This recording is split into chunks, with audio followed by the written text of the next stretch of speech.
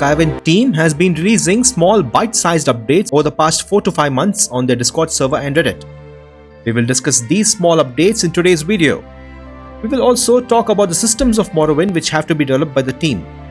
Finally, we end with Dreamtime, which will show some of my favorite screenshots shared by them. So stick around till the end!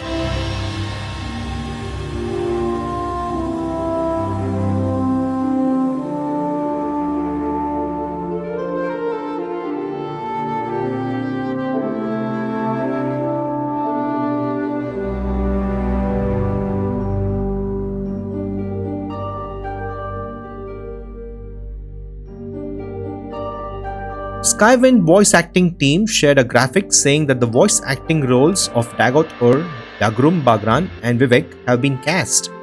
And with that, every base game role is now filled. Congratulations to the Skywind team on getting every voice acting role filled. That's one hell of an achievement. You have to understand that Morrowind had 2765 NPCs and the Skywind team is voice acting every NPC. Also, Morrowind had a keyword-based dialogue system where you can click on words in the dialogue window. Skywind won't have this keyword system. It will be similar to Skyrim, and thus the team had to rewrite those keywords into dialogue, and all of that dialogue is voice acted. We also won't have the classic wall of text in Skywind, as a lot of the topic text has been rewritten to ensure the dialogue process is a lot smoother. So, if all the voice roles are cast, I assume by the end of 2025, most of the voice related work will be done, which is incredible.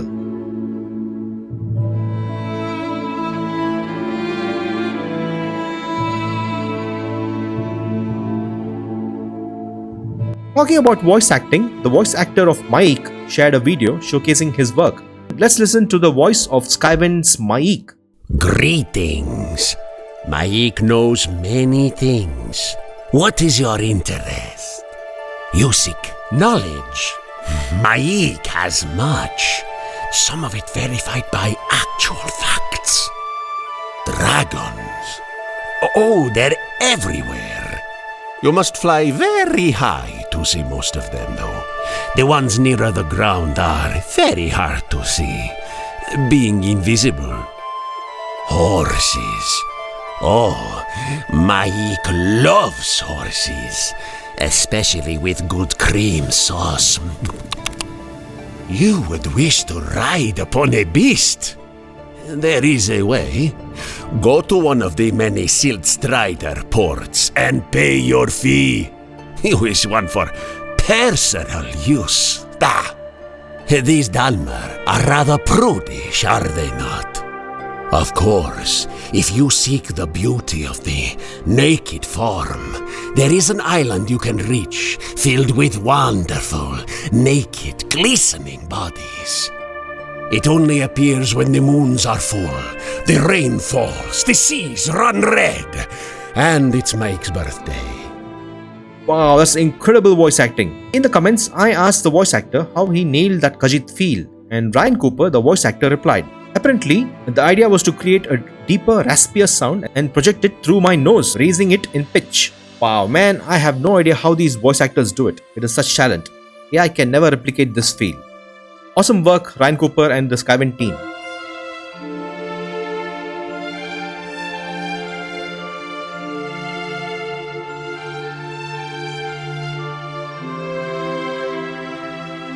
Next, the team shared a clip showing the day-night cycle.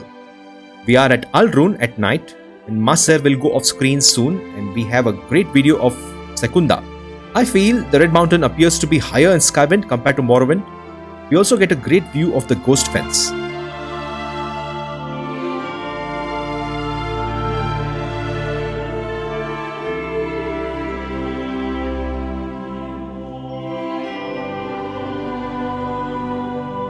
Also, the team said all of the lighting work seen here is good old Skyrim engine, so no other lighting mods are used.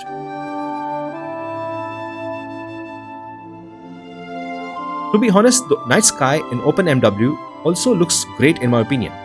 But of course, all of this is rendered to a much higher quality in Skywind. Now we climb onto the Silt Strider platform to get a bird's eye view.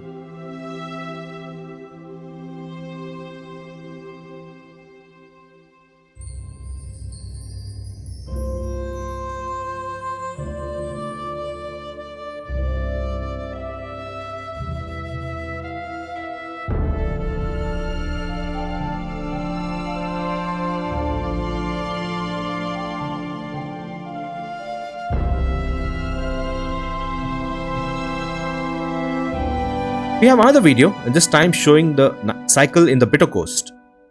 Incredible job by the developers working on the weather and lighting system.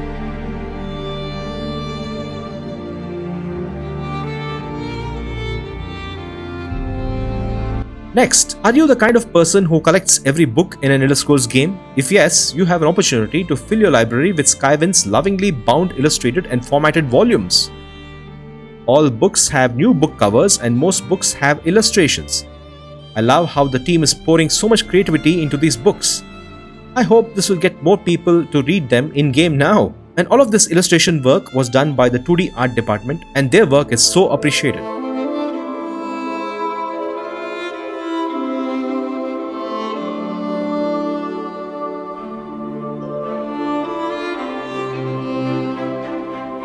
The Skywind weather team showed a short clip of clouds in the Bitter Coast region.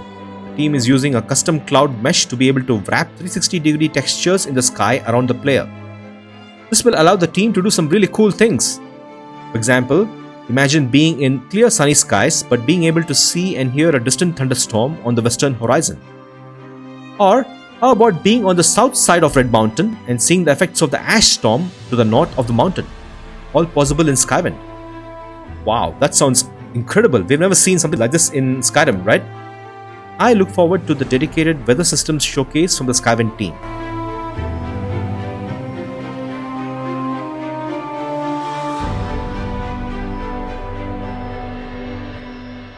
Next, Vivek City at night. Vivek City at night is kind of bare bones now as it's work in progress. We have lampposts and hanging lanterns.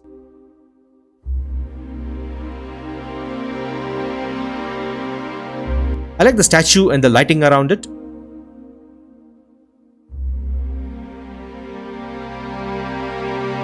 As we enter St. Ohm's Canton, we get to see Bardau and the green light with the floating planets above Vivek's palace. This is from Michael Kirkbride's concept art. Also, not many NPCs are walking around between cantons. I would love to see a more bustling city with people, scenes between NPCs, children running around, and when we talk to guards, they can give out world information using a well-designed rumor system. I would also love to see mages using levitation and flying between cantons. Oh, that would be epic. Man, there is so much that can be done, but all of these NPC immersion features will take a lot of work, sadly.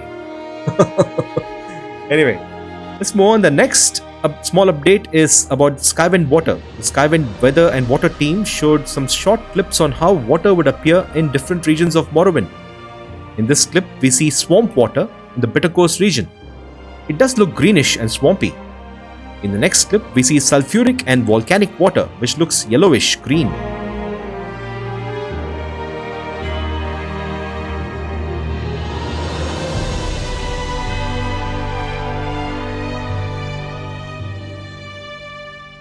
In the final clip, we see farm water, which has a muddy brownish color. Amazing work again by the water and weather team.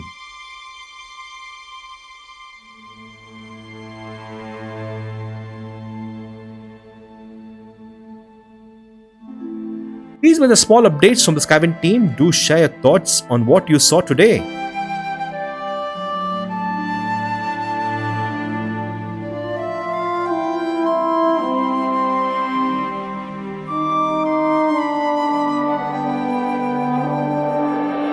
The Skywind team is making tremendous progress each year, and all of us love the locations being shown. The team is extremely talented and passionate about creating a beautiful game world. The exterior level design and interior design are stellar. They go above and beyond to add the small things that have a huge impact on the experience. The Skywind team is the best. However, I would like the team to give us an update on the work being done by the technical team. Here, I will talk about 10 important systems in Morrowind. I would love it if the Skywind team would share more information on the work being done on these important systems. The character build system. Attributes, birth signs, classes and races. What is the status on this important system? The leveling system of Morrowind depended on 5 major skills and 5 minor skills. Miscellaneous skills did not affect your level. A higher skill level in weapon skills increases your chance of hitting your target. With no hit chance, how is the team managing skill levels? The team did say that they will showcase the weather and water systems soon, and that team is doing some amazing work with the weather and waters as we saw earlier. I look forward to more details. I would like to know how the enemy scaling system works. Most enemies in Morrowind were not level dependent, unlike how it was in Oblivion and Skyrim. I would love some kind of update on how Skywind is tackling enemy scaling. Item scaling. In Skyrim, most non-unique loot is still leveled. Additionally, some items placed in the world can spawn as leveled items. In Morrowind, rare items in the game are available at any time, even level 1. Which approach will the Skywind team take? Next, the combat system. In Morrowind, your character may miss an enemy entirely depending on the fatigue, luck, armor stats, attributes, and weapon skill. With no hit chance, how will the Skywind team give us this Morrowind feel? Same thing with spell chance. Can a character with level 5 mysticism always cast a mark and recall spell and never fail? Then, the disposition system.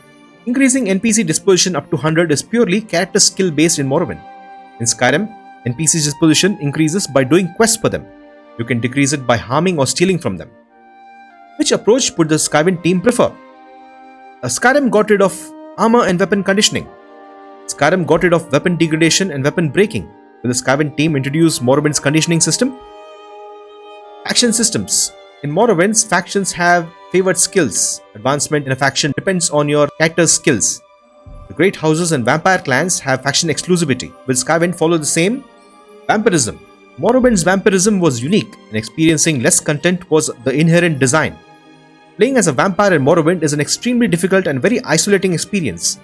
How will the Skyrim team tackle vampirism?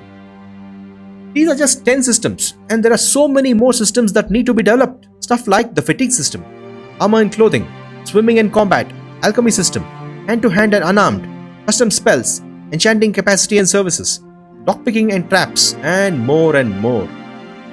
Remaking Morrowind is no joke because of how deep the systems were, and the Skywind team has taken up this incredible challenge. All of this is a lot of specialized coding and technical work, and I anticipate another 4 to 5 years of development to get all of these systems right. There is a long way to go. So I would appreciate it if the team gives us some tech talks or blogs on their website on the progress being made in these key systems. Guys, if you are watching, do share your suggestions or observations in the comments below. I do know some of the devs watch our videos. That's about it, guys, for this month's Skywind update. We will end the episode with Dreamtime and some cool screenshots shared by the Skywind team. I shall see you soon for another Skywind update. May Vivek, Almalexia and Sotasil watch over you.